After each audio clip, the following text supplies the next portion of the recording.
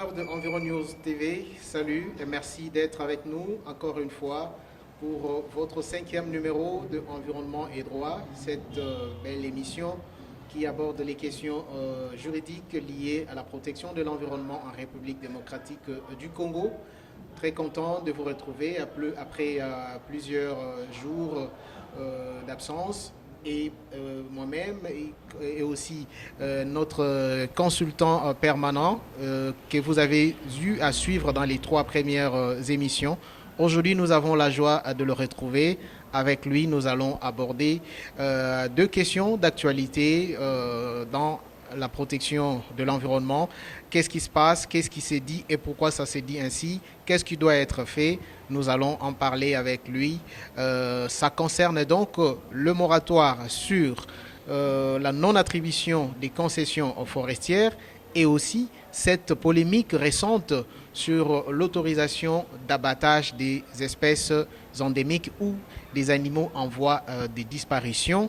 Vous avez suivi peut-être à travers les médias qu'il y a un arrêté qui autorise désormais aux chasseurs de payer une certaine taxe pour avoir l'autorisation d'abattre un éléphant, d'abattre un lion, même le pangolin, toutes ces espèces-là protégées. Aujourd'hui, on peut les abattre allègrement grâce à une taxe d'abattage qui est instaurée par le ministère de l'Environnement. On en parle donc avec le professeur Willy Guillaume Chitende. Salut et bienvenue. Bonjour monsieur le journaliste, c'est ravi de vous retrouver. Ça fait très longtemps. Ça fait très longtemps, nous avons été en mission à l'intérieur du pays, aller enseigner et nous sommes revenus, nous aurons l'occasion de vous apporter les différents éléments que nous avons pu découvrir à l'intérieur de nos provinces en République démocratique du Congo. Voilà.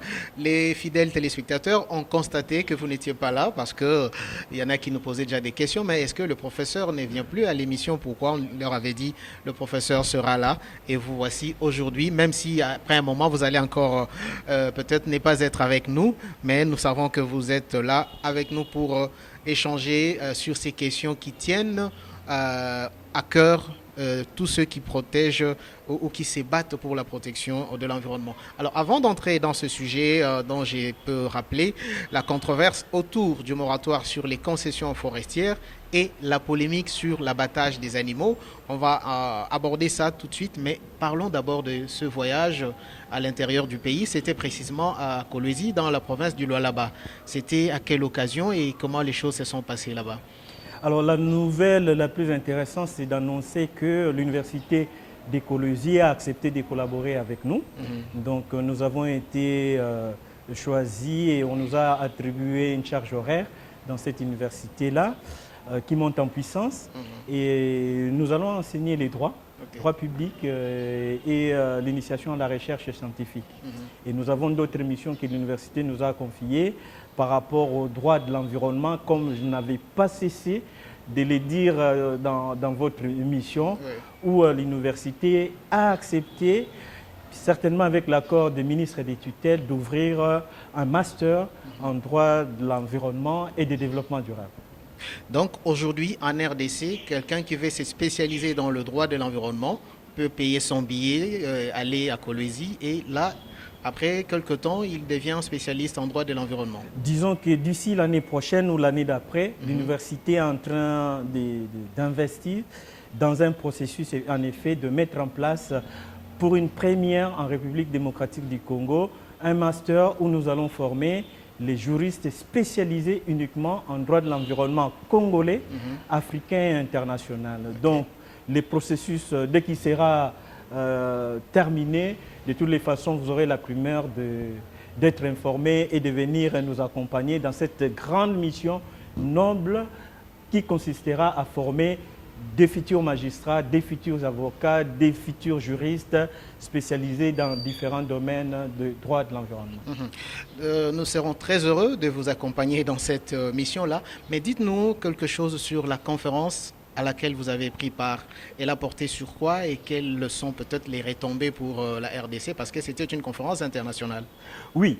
En arrivant à Kolwezi, nous avons trouvé que l'université de Kolwezi, en collaboration avec l'université de Lubumbashi, préparait une grande conférence internationale qui s'est tenue du 27 au 29 mai à Kolwezi sous l'accompagnement de Madame la vice-gouverneure de la province de Lualaba, donc qui a réussi des dizaines de spécialistes et de scientifiques venant de la RDC, de l'Afrique et du monde entier, qui ont réfléchi en effet sur la problématique des ressources naturelles en République démocratique du Congo et en Afrique, et la contribution en fait de l'Afrique, n'est-ce pas, dans l'apport de toutes ces ressources naturelles que l'Afrique apporte au niveau international, dont la communauté internationale bénéficie aujourd'hui. Donc cette conférence-là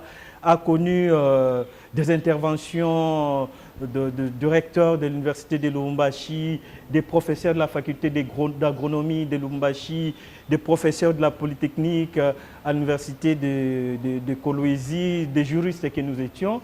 Et il y a eu vraiment une ambiance bon enfant. Et ça aboutit à des résolutions.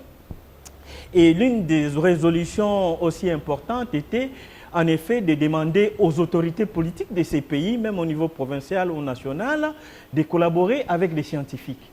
Très important, parce que les scientifiques ont des solutions aux divers problèmes qui concernent les ressources naturelles en RDC. Mais malheureusement, très souvent, les politiques n'écoutent pas les scientifiques nationaux. Et lorsque les problèmes se posent, c'est après seulement qu'on vient voir les scientifiques.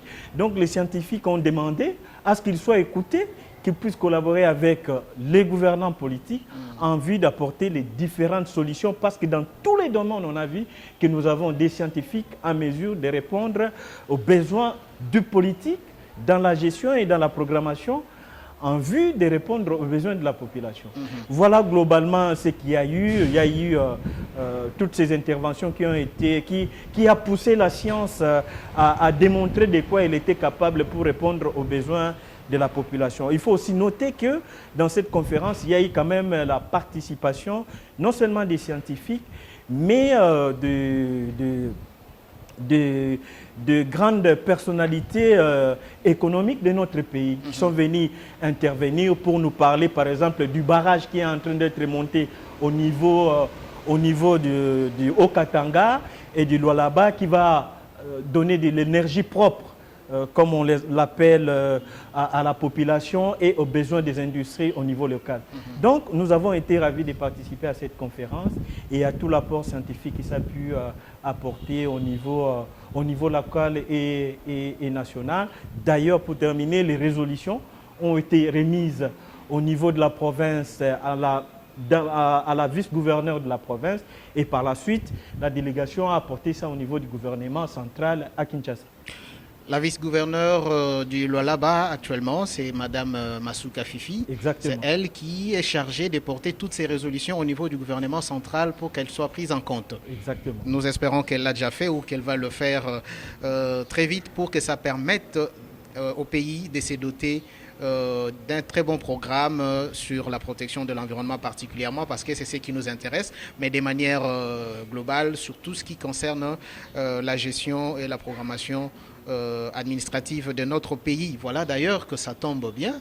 Vous venez d'une conférence où vous avez échangé, vous rentrez à Kinshasa et vous tombez sur cette polémique. Je sais que dès là, vous aviez suivi l'actualité. Les ONG, les activistes indépendants, tous montent au créneau pour dénoncer d'abord la violation du moratoire sur les concessions forestières, et maintenant c'est cette question d'autorisation d'abattre les animaux en voie d'extinction. De manière globale, votre première réaction avant qu'on puisse peut-être aborder point par point, essayez de nous dire votre avis d'expert environnementaliste quand vous entendez cette polémique. Quand j'entends cette polémique, d'abord sur l'autorisation d'abattre de certaines espèces qui sont protégées en République démocratique du Congo, je me dis une chose, je me dis que les lobbies des chasseurs a remporté sur les lobbies des associations et des scientifiques qui luttent pour la préservation et la sauvegarde de l'environnement. Pourquoi j'évoque la notion de lobbying? Parce que je pense que c'est un problème des forces qui sont autour du ministre en charge de l'environnement et du développement durable, et d'autres forces aussi qui viennent pour l'accompagner, qui ne se mettent pas toujours d'accord et qui se retrouvent, la force la plus importante, c'est elle qui a l'impression d'avoir remporté la bataille de la chasse. Il faut dire d'emblée, au niveau même international, même au niveau des pays européens, certaines espèces sont interdites. Dans beaucoup de pays du monde, on préserve l'environnement, la biodiversité à travers un prélèvement responsable des espèces au niveau des forêts, des eaux, et au niveau de la savane, etc. Cette polémique, pour nous, la RDC tombe mal. Parce que la question personnellement que je me pose, qu'est-ce qu'une telle autorisation apporte à la préservation de l'environnement? Qu'est-ce que ça apporte d'acheter un pangolin en $100? Est-ce que c'est juste un plaisir par rapport aux chasseurs qui veulent aller prélever? Quelle est l'utilité pour un chasseur d'aller aujourd'hui prélever un pangolin ou un animal d'une autre espèce? Est-ce que c'est l'envie de manger ou de l'avoir en captivité chez nous, chez soi, comme on a vu un peu au niveau de la République? Beaucoup de personnalités, beaucoup de personnes ont comment je dirais ça, des petits jardins personnels chez eux. Je pense que la polémique tombe mal parce que la valeur réelle de ces espèces protégées au niveau de leur espace naturel est négligée par rapport au prix monétaire qu'on leur donne. Personnellement, j'aurais souhaité que ces décrets ne puissent pas avoir lieu. Parce que la RDC a aujourd'hui à gagner à préserver ces espèces-là qui ont été menacées et qui ne sont pas encore au niveau de leur reproduction totale. Donc, donner aujourd'hui une autorisation par rapport à ces prélèvements, personnellement, je trouve que les autorités en charge de l'environnement et du développement durable qui ont fait ça à l'époque ont intérêt à retirer un tel décret. Ça, c'est un avis à chaud par rapport à cette problématique. Maintenant, il faut entrer à l'intérieur du décret, les lire pour comprendre quels sont les enjeux qui ont été pris en compte par les ministères à travers ces décrets pour que la préservation de ces espèces puisse demeurer malgré les prélèvements qui vont être faits par les chasseurs. Voilà. Ça, c'est un avis d'expert. Je pense qu'autour de Madame la vice-première ministre, ministre de l'Environnement, Madame Bazaïba Massoudi Eve, il y a des experts, des conseillers qui sont en train de suivre Environnement et Droit sur Environews TV. Faites-lui parvenir cet avis d'expert comme celui ou ceux des tant d'autres qui ont déjà décrié cette façon de voir les choses. Alors, professeur, parce que vous avez déjà relevé la valeur réelle des animaux qu'on devrait abattre, la question que je vous repose, peut-être que vous l'avez dit, c'est de savoir qu'est-ce que la RDC gagne à préserver ces animaux-là dans leur milieu naturel plutôt que d'autoriser peut-être une chasse contrôlée, surveillée, périodisée, permettez-moi le terme. Donc on peut dire par exemple qu'à telle période, à telle période, on va autoriser la chasse des éléphants et on ne peut pas abattre au-delà des 10 éléphants par exemple. Telle période, on va autoriser la chasse des pangolins et on limite le nombre de pangolins à chasser. Est-ce que si le gouvernement venait à mettre toutes ces dispositions en place, ça ne rapporterait pas des recettes au gouvernement? Alors, certainement que ça rapporterait des recettes. Nous ne pouvons pas refuser que le fait de faire payer le prélèvement d'un animal sauvage par rapport au décret qui a été pris par les ministres va apporter certainement des taxes au niveau du ministère, au niveau du budget provincial ou au niveau du budget national. Oui. Certes, il y a certainement un intérêt. Mais si j'ai fait une comparaison par rapport à ce que le fait de laisser ces animaux-là vivants pourrait apporter sans qu'ils ne puissent être abattus, je pense que nous aurons beaucoup plus à gagner. Aujourd'hui, la RDC n'a pas encore suffisamment développé le tourisme environnemental. Nous savons que dans les secteurs du tourisme, n'est-ce pas, les espèces protégées peuvent apporter encore beaucoup plus que l'abattage de ces espèces. Nous pensons aujourd'hui que les ministres de l'Environnement devait regarder plutôt comment collaborer avec les ministres du tourisme. Je pense qu'il y a une solidarité gouvernementale qui existe. Parce que je rappelle que le ministère du Tourisme découle du ministère de l'Environnement d'ailleurs. Exactement. Avant, c'était un seul ministère. Exactement. Donc, personnellement, j'estime que un touriste, parce qu'il y a possibilité de développer aussi ça aussi, on n'a pas encore fait ça beaucoup. Le tourisme est local et le tourisme est national. Le tourisme, ce n'est pas seulement le fait qu'on puisse avoir des Africains qui viennent, ou des Européens, des Américains ou des Chinois, mais il y a possibilité de développer un tourisme national, c'est-à-dire local, et ce tourisme aura beaucoup plus de bénéfices par rapport aux taxes qu'on peut obtenir grâce à la chasse qu'on veut mettre en place pour abattre ces animaux. Ça, c'est premièrement. Deuxièmement, nous connaissons la capacité de contrôle aujourd'hui de ces pays. On a vu que dans les domaines forestiers, on ne respecte pas grand-chose par rapport au code forestier, par rapport au prélèvement des espèces protégées dans les domaines de la forêt. Donc, la RDC ne s'est pas encore dotée suffisamment des outils pour contrôler l'abattage de ces espèces. Qui sont ces chasseurs-là qui, une fois qu'ils auront tué une espèce, iront déclarer auprès du ministère? Il n'y en a pas beaucoup. Peut-être après avoir battu 50, 100 ou 200, ils vont déclarer 1, 2 ou 3. On a vu avec la rétrocession de certaines espèces qui étaient venues de Brazzaville vers le Congo. On voit qu'on abat les espèces, mais les déclarations ne sont pas faites officiellement.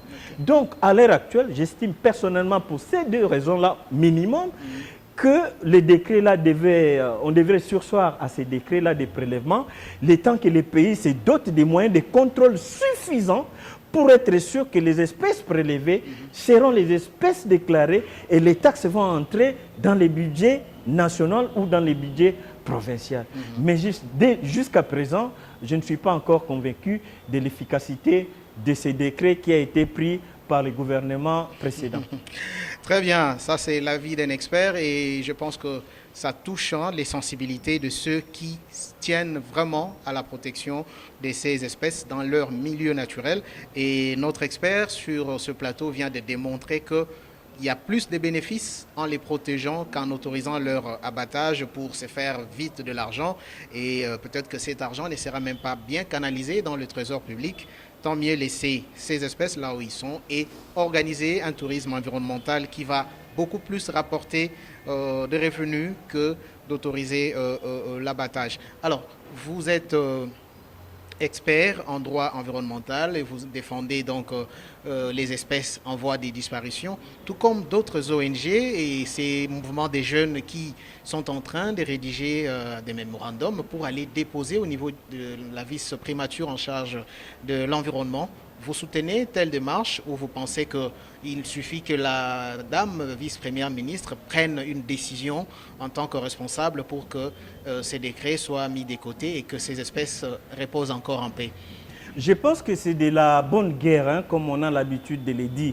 Les associations de la protection de l'environnement ont totalement raison de monter au créneau à partir du moment où ils observent que le pouvoir public n'intervient pas dans l'essence de la préservation des espèces rares. Okay. Les associations des jeunes qui sont en train de montrer au créneau aujourd'hui, qui sont allés déposer les mémorandums auprès du vice-premier ministre et ministre de l'Environnement et de développement durable, ont tout à fait raison et ils sont vraiment dans la mission, je dirais, constitutionnelle et de la loi qui les permet de fonctionner au sein de la République démocratique du Congo.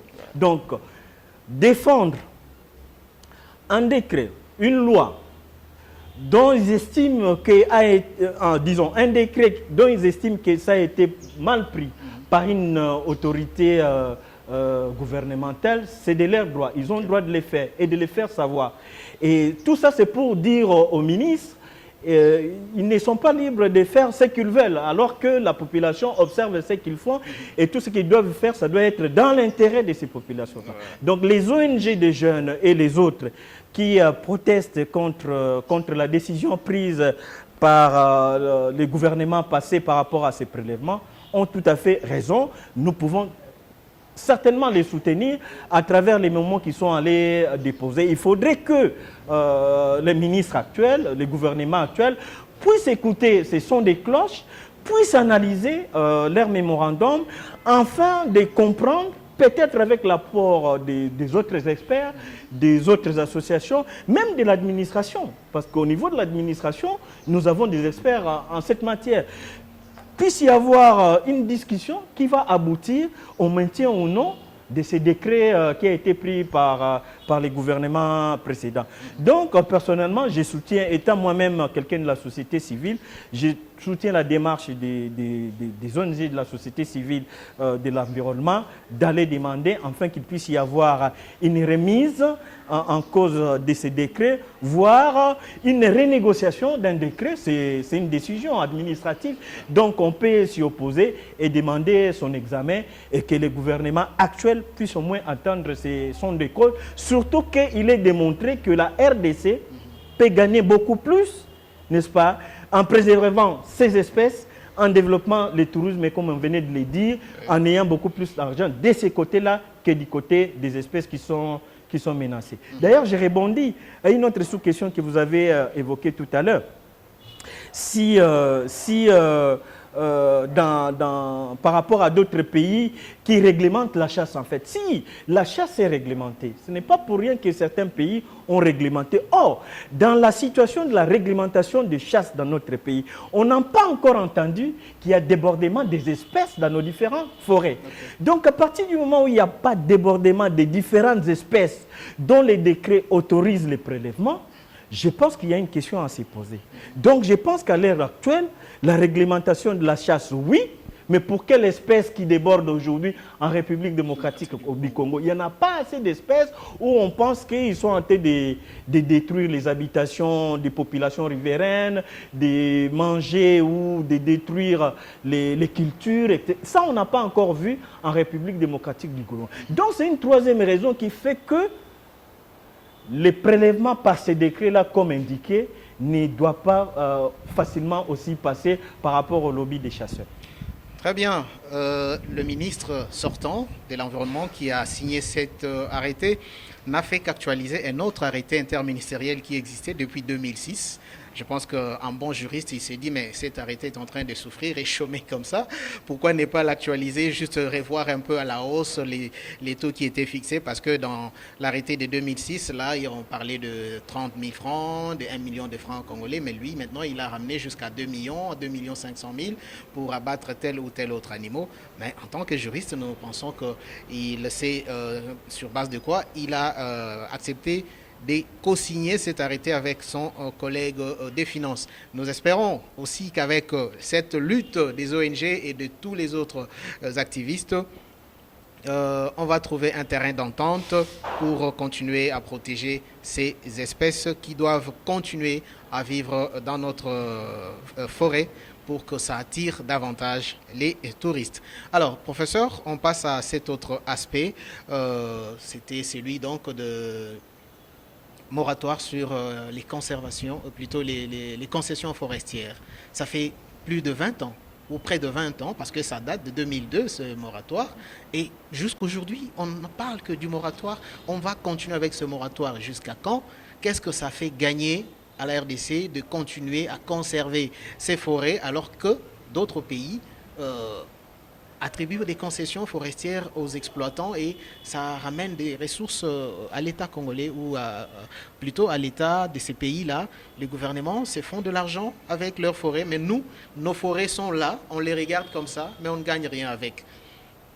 Disons que je vais partir d'une phrase que le chef de l'État avait dit, que la RDC devrait savoir réellement les minéraux qu'il exploite, la quantité qui existe et la quantité qui a été déjà exploitée pour que les générations futures puissent bénéficier, n'est-ce pas, de l'exploitation minière d'aujourd'hui. Ouais. Je pense que le même raisonnement peut être appliqué par rapport à nos forêts.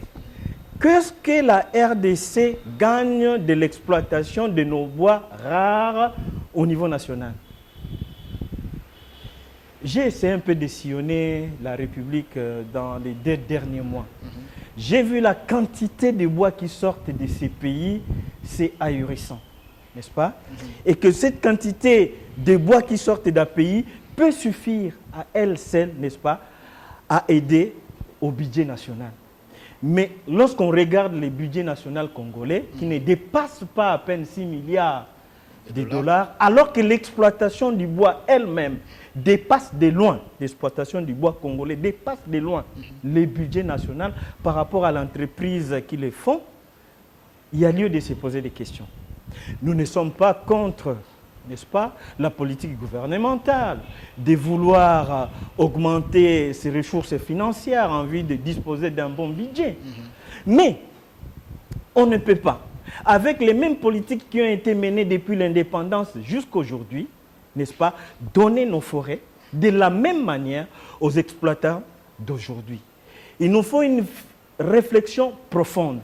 J'ai parlé tout à l'heure du lobby des chasseurs par rapport à la question des prélèvements des espèces rares dans nos forêts. De la même manière, il y a les lobbies, n'est-ce pas, du bois, qui cherchent à exploiter autant qu'ils peuvent les bois congolais, parce qu'aujourd'hui, c'est les bois les moins chers qu'on amène au niveau international et qui coûtent de plus en plus beaucoup plus cher. On a vu même les prélèvements des espèces rares du bois rouge en République démocratique qui partent comme ça et dont les ressources ne bénéficient pas, n'est-ce pas, à notre pays. Je m'excuse, j'essaie de hausser un peu les tons, mais c'est simplement pour dire que la préservation de nos bois ne doivent plus répondre aux mêmes politiques d'hier. Il faut qu'on sente que cette réponse est beaucoup plus positive par rapport à la communauté nationale.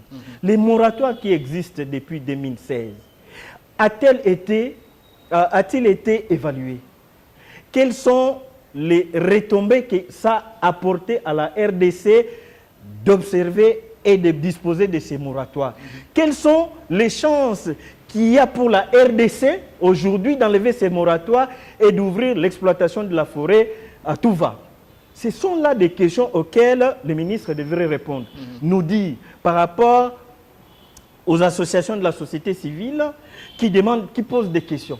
Donc nous estimons personnellement à l'heure actuelle, où toute cette évaluation n'a pas été suffisamment faite, qu'il y a lieu de préserver encore ces moratoires pour que nos bois, au moment opportun, puissent répondre aux besoins réels du pays. Parce qu'aujourd'hui, ce qui est fait ne répond pas aux besoins des populations locales, des populations autochtones et de nos populations au niveau national. Les bois d'ailleurs, personnellement, si je devais avoir un avis personnel, ne devaient pas entrer dans l'exploitation de nos forêts aujourd'hui. On devrait les garder pour les générations futures. Quitte à exploiter, on a beaucoup d'autres biens à exploiter dans ces pays. On peut continuer à exploiter les minéraux, on peut continuer à exploiter de l'eau. Pourquoi l'eau n'est pas suffisamment exploitée en RDC? Nous avons le fleuve Congo et différents lacs. Ça peut être exploité et répondre aux besoins de la demande du ministère de l'Environnement et du Développement durable. Donc j'estime personnellement que ces moratoires, à l'heure d'aujourd'hui, on n'a pas suffisamment de réponses de la part du ministère pour l'ouvrir et permettre aux entreprises forestières de continuer à exploiter. Mais en plus, qui ne nous dit pas, en ouvrant les moratoires, on ne va pas respecter la loi. Parce qu'on a vu les décrets qui ont été pris la fois passée, on a dépassé le nombre d'hectares d'exploitation qui devaient être donnés aux concessions forestières. Qui ne dit pas, parce qu'il n'y a pas d'études, parce que rien n'a été fait jusqu'à aujourd'hui, qu'on va se retrouver dans la même situation et donc on va donner nos forêts à une exploitation massive, rapide, et on va la perdre dans peu de temps. Donc voilà un peu un cri de détresse que je lance par rapport à ces problématiques qui est celle des moratoires en République démocratique du Congo. Il suffit qu'on nous démontre l'intérêt qu'a aujourd'hui le gouvernement congolais à ouvrir, à libéraliser ces moratoires pour que tout le monde puisse en profiter. En parlant du bois qui est exporté chaque jour, chaque semaine, chaque mois, chaque année, pendant que vous étiez dans le Lualaba, moi j'étais dans le Congo central, et en revenant sur la route nationale numéro 1 entre Boma, Matadi et Kinshasa, on a croisé plusieurs gros tonnages qui transportaient ce bois. Et un des voyageurs qui était avec moi dans le véhicule pose la question, mais depuis que j'étais tout petit, je voyais ces grumes passer, être embarquées et emportées je ne sais où. Est-ce que les forêts où on les exploite, ça pousse rapidement? Est-ce que ces forêts-là continuent à exister? Et qu'est-ce que nous, le Congo, nous gagnons dans cette exploitation de ce bois sous forme des grumes? Prof, est-ce que vous pouvez répondre à ces Congolais lambda qui s'est posé des questions comme ça sans être expert comme vous? Vous pensez qu'on a beaucoup perdu ou on a beaucoup gagné avec cette exploitation? Je pense qu'on a beaucoup perdu. Pour répondre à cette question, j'ai un exemple simple. Aller vers Kinkole, ou ici, juste à côté, vers Mbouti. Okay. Allez observer les niveaux du fleuve Congo. Vous allez voir que le niveau d'eau est baissé de presque plus de 5 mètres. Or, nous nous situons à l'équateur. On a toujours appris dans la géographie de chez nous, quand il fait la saison sèche au sud, au nord il pleut. Quand il fait la saison sèche au nord, au sud, il pleut. Et c'est ce qui permettait à ce que notre fleuve puisse garder son niveau le plus normal. Aujourd'hui, ce n'est plus le cas. C'est-à-dire, pourquoi ce n'est plus le cas? Parce que la forêt est dévastée. C'est-à-dire, comme votre interlocuteur vous l'a dit clairement, l'effet de voir les bois partir tous les jours avec une politique forestière dont on ne voit pas encore les effets en RDC. Nous sommes en train de participer, je l'avais dit dans, je crois, la deuxième émission que nous avons fait avec vous lorsque nous avons parlé du code forestier. Oui. C'est-à-dire que la politique forestière des reboisements, certes, on parle aujourd'hui de la politique qui a été lancée par le président de la République d'implanter 1 milliard d'arbres. Mais nous en sommes où de ces 1 milliard d'arbres? On ne sent pas un suivi, même s'il y a eu des efforts de montrer qu'on est en train de planter. Et pour qu'un arbre de ce calibre, qui sort de la forêt de Toakoro, regardez les diamètres et la hauteur de ces bois, puisse pousser, il faut des siècles. C'est des siècles. Les arbres ne poussent pas, ne deviennent pas aussi prolifiques en 20 ans, en 30 ans. Donc ce sont des années de croissance qu'il faut à un arbre pour pousser à ce niveau-là. Donc votre interlocuteur a totalement raison. La RDC, avec notre politique forestière aujourd'hui, nous contribuons de manière assez très forte au réchauffement climatique. Et je vous ai donné un seul exemple d'aller regarder les niveaux actuels de notre fleuve Congo et vous allez observer que vous allez vous demander l'eau se trouve où? L'eau se trouve où? Il ne pleut plus suffisamment en République démocratique du Congo parce que la verdure apportée par les arbres avec tous les systèmes qui participent à la pluviométrie est en train de disparaître petit à petit et à petit fait. Donc le gouvernement, pour moi, devait être regardant sur cette question et faire sortir une politique forestière, pas sur 10 ans, pas sur 20 ans. Là, on doit partir sur des politiques forestières sur 50 ans et un siècle pour espérer reboiser les forêts que nous avons perdues. Alors, je pense que vous avez répondu à ces Congolais. Je pense que parmi ceux qui nous suivent, il y en a qui se posent aussi ces questions, ce genre de questions.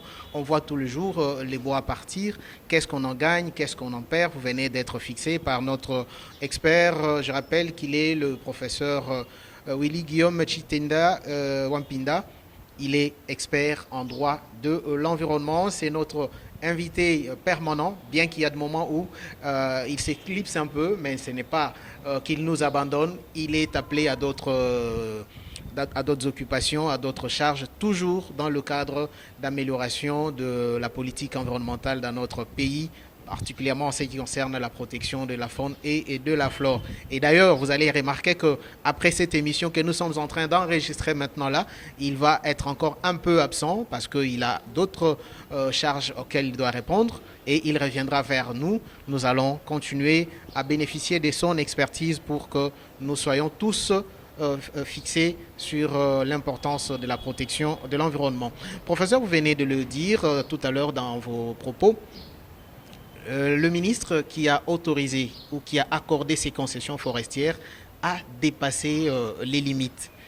il devait se limiter à plus ou moins 500 000 hectares, mais là, il est allé jusqu'à plus d'1 600 000 hectares, plus d'1 300 000, à peu près 1 400 000 accordés à une seule entreprise.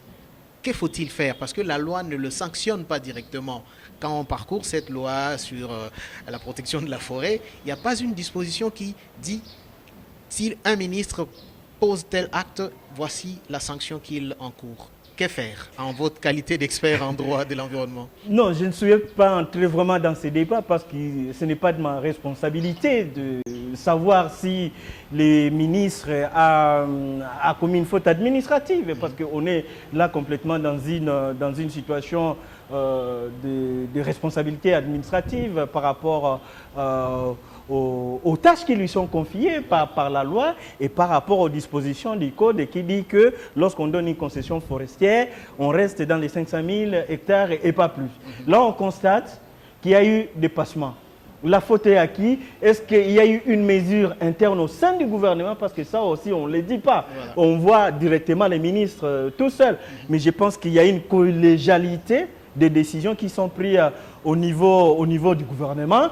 Est-ce que le Premier ministre et le Conseil des ministres ont été au courant de cette décision prise par les ministres de l'époque?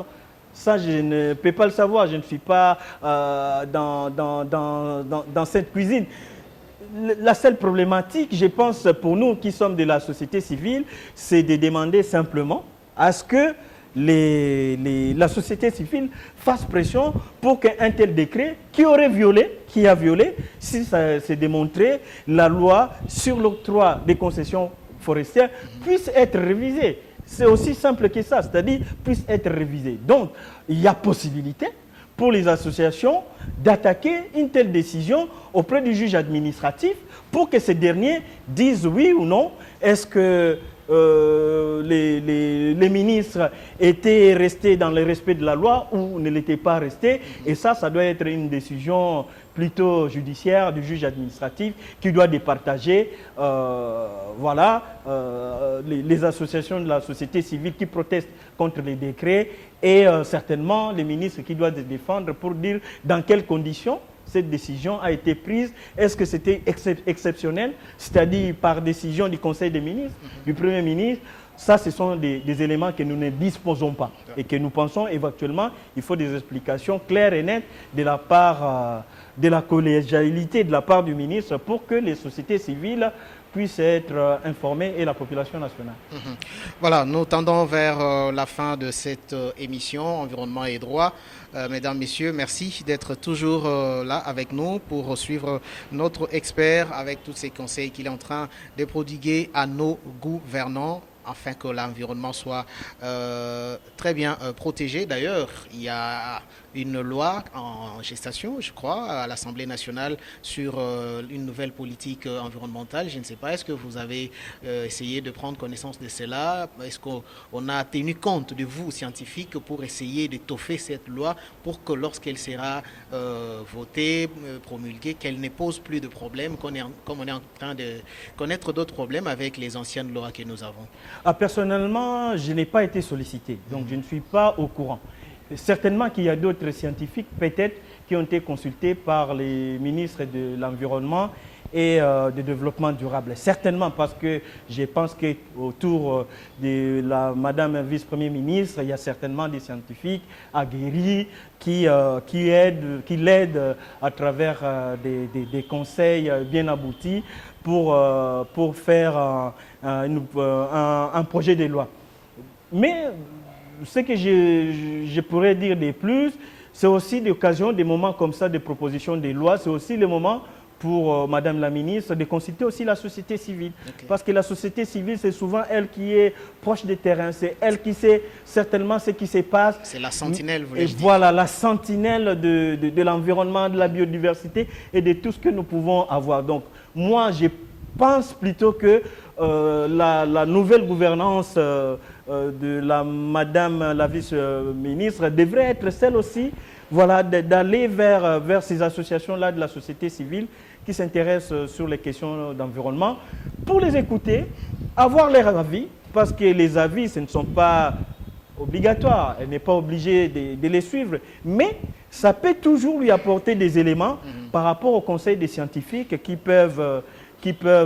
peut recevoir et aussi à la volonté de la politique gouvernementale dans ces domaines. Donc voilà ce que je peux dire à ce sujet, mais je pense que nous serons regardants. Lorsque la loi sera promulguée, nous reviendrons pour la critiquer s'il faut la critiquer ou l'encourager, la féliciter si c'est une loi qui apporte des éléments nouveaux par rapport à la politique environnementale en République démocratique du Congo. Très bien. Nous allons nous faire le devoir d'entrer en contact avec la commission environnementale de l'Assemblée nationale pour en savoir un peu plus où est-ce qu'ils en sont avec cette élaboration de cette loi que nous attendons pour voir comment elle peut résoudre tous les problèmes qui dérangent la conservation de l'environnement dans notre pays. Mais une question qui me revient avant de pouvoir rendre le micro à notre réalisateur, c'est beaucoup plus les ONG qui sont très bien informés, qui s'élèvent pour décrier ce qui est fait par les autorités. Mais quel peut être le rôle de la population lorsqu'il y a des décisions qui sont dangereuses, des décisions qualifiées de dangereuses sont prises? Qu'est-ce que cette population peut faire pour essayer de faire comprendre ou de faire entendre sa voix auprès des autorités?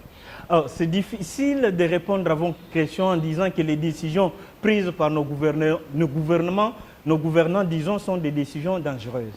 Disons que lorsqu'on gouverne, on gouverne pour le bien-être de la population. Donc, ce n'est pas pour avoir des décisions ou des programmes de politique publique qui vont à l'encontre des besoins de la population. Toutefois, et c'est là le rôle des ONG, parce qu'eux, ils sont sur le terrain, parce qu'eux observent. Ils observent pas seulement ce qui se passe en République démocratique du Congo, ils observent aussi ce qui se passe à l'extérieur du pays. Ils ont cette possibilité-là de comparer, de voir ce qui est fait partout dans le monde. Ils vont avoir la facilité, n'est-ce pas, d'appréhender et de critiquer une décision qu'ils estiment qui va aller à l'encontre des objectifs qu'ils se sont fixés. Et c'est là la même chose, c'est la même chose qu'en domaine environnemental, que les ONG montent beaucoup plus au créneau parce qu'elles connaissent qu'est-ce qu'ils sont en train de chercher, elles connaissent qu'est-ce que la protection de l'environnement par rapport à tout citoyen lambda qui ne connaît pas de ses droits forcément, qui ne connaît pas les réponses que un gouvernement est obligé à lui apporter. Et on sait combien souvent certaines décisions politiques ne sont pas souvent communiquées aux populations dans notre pays, mais nous ne pouvons pas être dans un contexte d'animosité entre le gouvernement qui prend une décision et la population de l'autre côté. Certainement que toutes les décisions qui sont prises ne répondent pas d'office aux besoins de la population, mais l'objectif comme juriste, je pense, c'est d'apporter des éléments de réponse toujours pour le bien-être de la population. Et celui qui garde l'œil entre les gouvernements et la population, ce sont les ONG qui viennent alors dire non, faites attention sur telle décision, la population devons revendiquer ceci pour que les gouvernants puissent répondre. Je reste un peu général, sans vouloir trop entrer spécifiquement, c'est une question spécifique, mais là on est vraiment dans une question de gouvernance publique qui n'est pas seulement une question de droit de l'environnement. Merci beaucoup, professeur Willy Guillaume Chitende Wampinda. Nous sommes à la fin. Un petit mot pour résumer tout ce qu'on a dit. Que faire pour capitaliser nos forêts, parce que la polémique autour du moratoire est toujours d'actualité, et comment faire pour résorber cette autre polémique autour de l'autorisation de l'abattage des espèces en voie d'extinction. Donc je pense que sur les deux questions, il n'y a rien à perdre. On n'est pas en train de faire une course contre la montre. Je pense qu'il y a lieu de négocier, de parler, de vive voix entre les ministères de l'Environnement et du Développement durable et les associations, les différents mouvements de la société civile, soit au niveau du moratoire sur la forêt, soit au niveau du décret sur le prélèvement des espèces, n'est-ce pas, protégées. Je pense qu'il y a possibilité de discuter et de trouver un compromis. Il n'y a pas de honte à retirer un décret qu'on peut estimer ne pas être un bon décret. Il n'y a pas de honte à ça. Le plus important, c'est d'arriver à préserver pour les générations futures, pour notre pays, notre environnement, la biodiversité et notre forêt. C'est ça le plus important. Surtout qu'il y a des solutions, comme nous avons démontré, qu'il y a des solutions peut-être beaucoup plus efficaces à ne pas prélever, à favoriser d'autres mécanismes qui vont apporter des ressources au gouvernement de notre pays. Encore une fois, merci professeur d'être venu. Nous vous avons pris, je dirais, à pied levé parce que là, vous êtes en train de prendre votre avion pour une mission importante à l'extérieur du pays. Nous vous souhaitons un bon voyage, un bon séjour et à très bientôt. À très bientôt. Merci beaucoup, monsieur le général. Voilà. Fidèles téléspectateurs, nous sommes pratiquement à la fin de Environnement et droit, le 5e numéro de ce jour. J'avais le plaisir de vous le présenter avec notre invité. Merci à l'équipe technique qui m'a accompagné, Serge Ngala Mouloumé, Claudine Foulou, et merci à la coordination tenue de main de maître par Alfredo Prince Tumba. Restez fidèles à Environnews TV et le rendez-vous est pris pour le nouveau numéro des Environnement et droit. Merci, au revoir.